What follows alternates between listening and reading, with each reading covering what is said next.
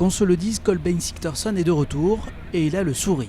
Après un été marqué par un excellent parcours à l'Euro avec l'Islande, l'avant-centre nantais postule à nouveau à une place dans le groupe nantais pour Monaco.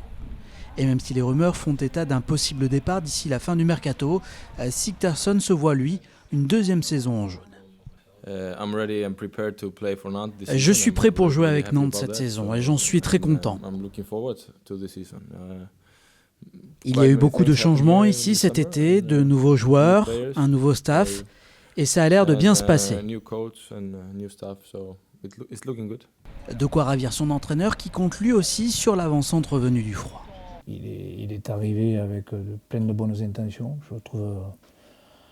je le trouve frais, dispo, c'est un arbre, hein, c'est du solide, hein, c'est costaud.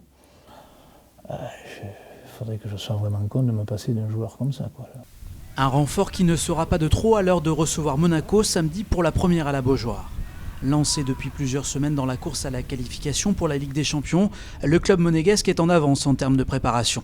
Pour confirmer leur succès à Dijon, les Nantais vont donc devoir hausser leur niveau de jeu. Tous les petits détails, d'être vigilant un petit peu dans tous les domaines, quoi. Défensivement, on a, il semblerait-il, une bonne assise. Il faut qu'on arrive à concrétiser. Un manque de réalisme que le Polonais Mariusz Stepinski, arrivé ce jeudi, pourrait combler. De leur côté, Salah et Thomasson seront, eux, forfaits face à Monaco. Le pont de la Beaujoire fait peau neuve à Nantes. Depuis le 11 juillet, des travaux de rénovation sont en cours.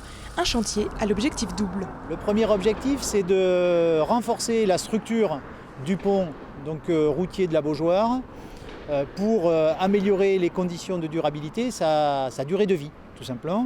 Et le deuxième objectif concerne plutôt les superstructures, là où nous nous trouvons aujourd'hui.